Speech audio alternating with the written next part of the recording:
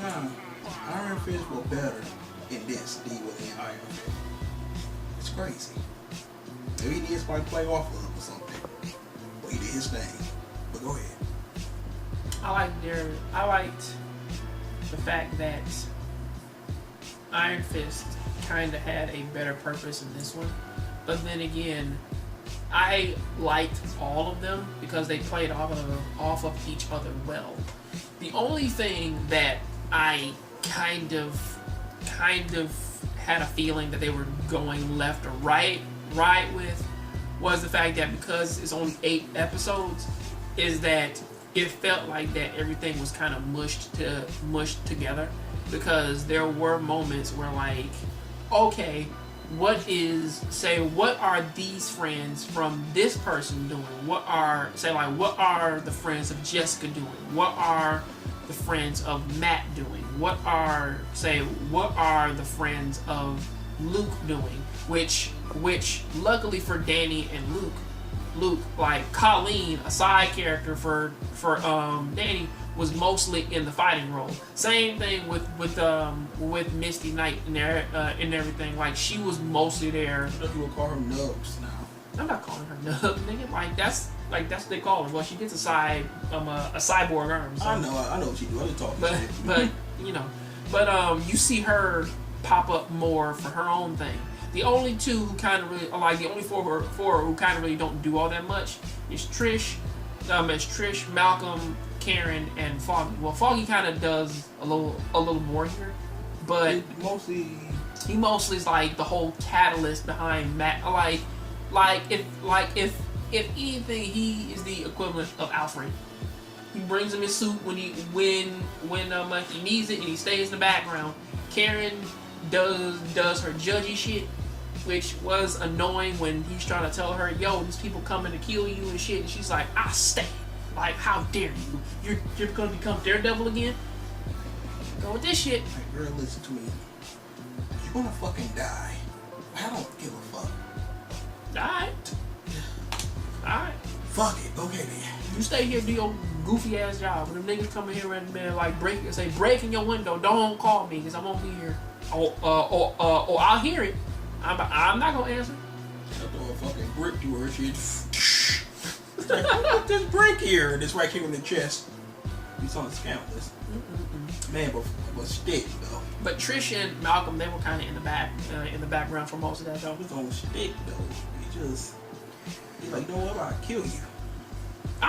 I'll be real with you. I like Stick as one of the more better mentor characters in any series. Not necessarily because he's blunt as fuck, but it's more or less of that he does know what in the fuck he's talking about. Of like, hey man, don't get too close to that shit.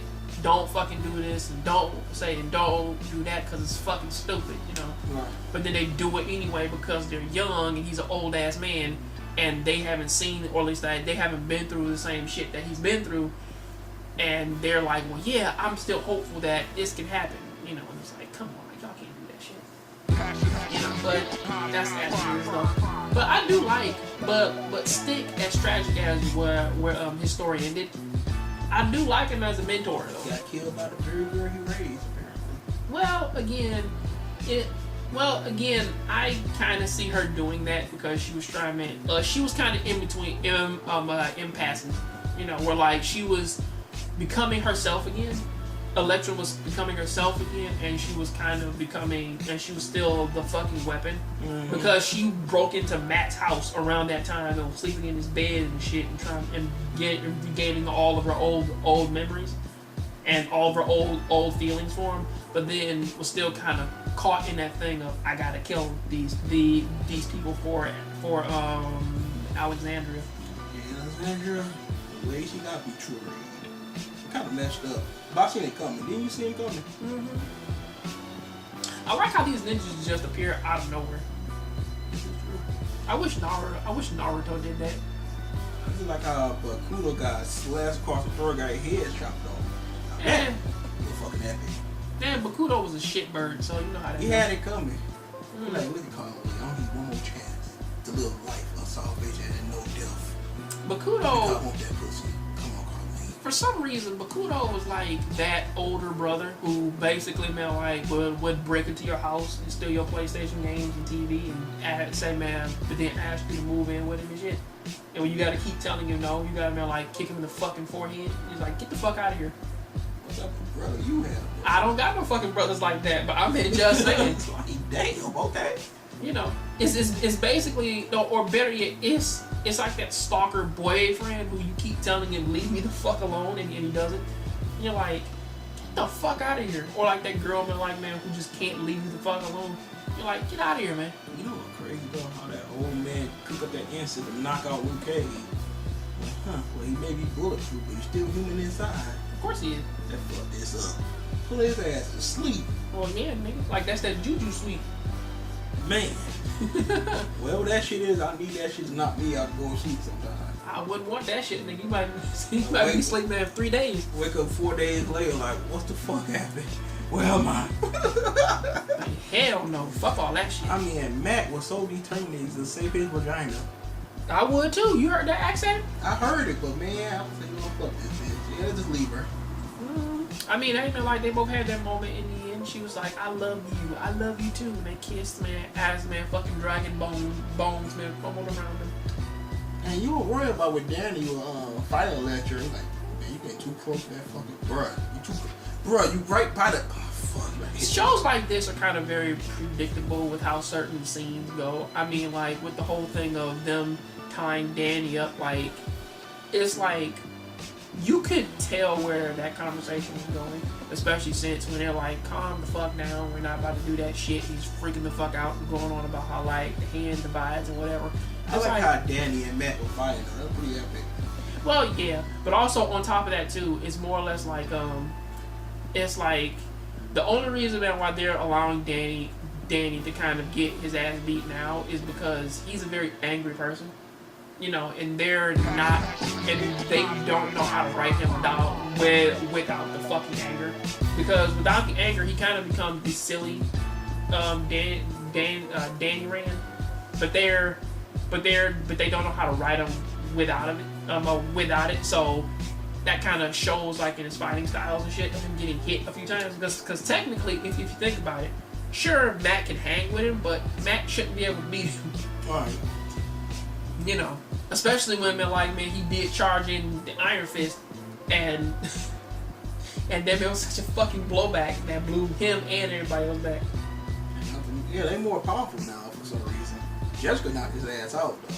Well, Jessica's getting better, right? Jessica's always going to be a they had minor ass shots of her though. It kind of hurt my feelings. Well, between her, show her ass all the time. Well, now between her and Colleen, so you know how that go. Colleen wearing black pants. I can still see it. You can see the imprint, but now you can't completely see the curve. I can see everything. I can see everything. Bruh. I have the eyes. I have the eyes of the dragon. Okay. But the damn the Japanese speaking dude, I like him because he just speaks Japanese. That was so epic. Murakami. Yep. Oh yeah. I think Madame Gao the only one that survived. Oh yeah, Madame Gao she did. But I wanted to say this though. Sawade. Who's that? The African man. Oh, the one that lost his head. The way how he caught it was the worst. Dude, he was like, that fucker was like, I'm about to get out of here and turn left, and it's the worst fucking move he ever made. He turned left. Head filled, body filled. And he delivered a head to him though. I kind of want to know, man, like, what the fuck was their point? I don't know. One thing I was in there is the police. What can y'all do? Actually, that's what I meant, the police. I don't know what in the fuck their point was. Because you need greater good. I mean, I know what they want to do and I know what they want to say, but again, it's like, look, I know that you all don't want them to blow the building up and you want the police to handle it and follow protocol and procedure or whatever. But I'm like, look, y'all got Luke Cage working for y'all. Y'all whole vigilante argument shit is the fuck out the window. Y'all got the PI Jessica Jones working for you. Your shit is out the window. when you got a fucking blind man in there and you're trying to say, yeah, man, we're holding you, man, for your witness testimony. It's fucking blind, okay? I mean, well, how you feel about that final fight? I loved it. Do you know why I loved it? Because it was better than Resident Evil. Yeah, so we're going back and forth with each character fighting too, and not to mention Bakudo versus Carlina. And I knew what the fuck was going on. But you needed a whole other interruption to win. You need Pearl to step in, you needed admission to lose her arm, and then she finally finishes them off. I think the fight would have been better if they weren't there. Because again, like, she's trying to fight Bakudo without getting them involved in shit. But also, which is weird to me, because Bakudo just shrugged off the handgun bullets now, like, at point blank range. Like, he just fucking, like, just knocked her the fuck out. Like, shit. You know, but... That was that attacking shit. Miguel. Miguel that bitch. Fuck that Miguel shit. Miguel there, bro. You know, like, crack that neck and then yawn, and then, like, just hit you one time. What the fuck? Cave your shit in. That's what he did to her. He caved her shit in. I was sitting there like, damn. She okay? Is she okay? No, she's not. But basically, this ends the way how that you think it does. With the tragedy of that, which really isn't a tragedy because, come on now, there's a Daredevil 3 that's in the works. Come on now. Jessica 2. You know, Luke Cage 2. Iron Fist 2.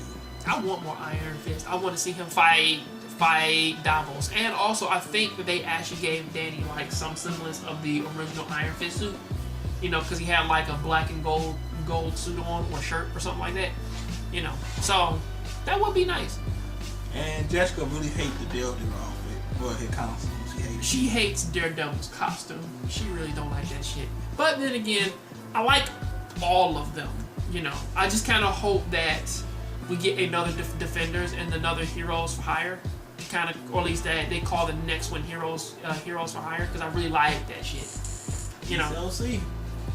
But truth be told, do you like the Defenders? Yeah, I really enjoyed it. We just binge watched 4 straight episodes just now. Let me ask you a question. And summed them up within under 15 minutes. Let me ask you a question, okay? Before we end this, okay? Rate them. What, worst? Luke Cage, Iron Fist, Jessica Jones, Defenders. Oh God, this is Luke Cage #1 for me. It's not for me. Wait. Jessica Jones #2. I have not seen Daredevil to even begin, but he at the end right now. I don't like his character. You are right to feel that way. So Iron Fist 3, and basically the other way. That's how I feel. And so Luke Cage, Jessica Jones, Iron Fist, Daredevil. And where does the Defender stand? What, between all of those 4 shows? Right under Luke Cage. Because I like all of them working together. Too in that since you put you put the Defenders in there. Okay, #2. I actually like all of them working together than them separate. But hold on. Okay, so basically Luke Cage, the Defender, Jessica Jones, Iron Fist, and then Daredevil. There you go. Yeah, then Punisher's gonna be in there soon. But I'm basically on the same page as you. It's the same one. It's the same. But I thought Luke Cage was #1. It's not. I switched that one with Iron Fist. You like Iron Fist better than every last one of them? No, I said I like Iron Fist's concept more than I like all of them. Luke Cage is clearly the best one. Luke Cage first half is amazing. The second half is fucking weird.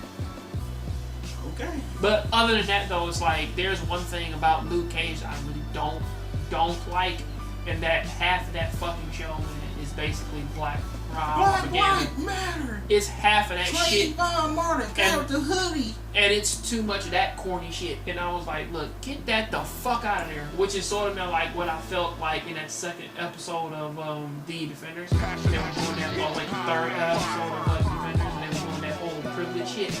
Keep that the fuck out of my goddamn superhero. Alright? I don't want that in there. And he paused, look.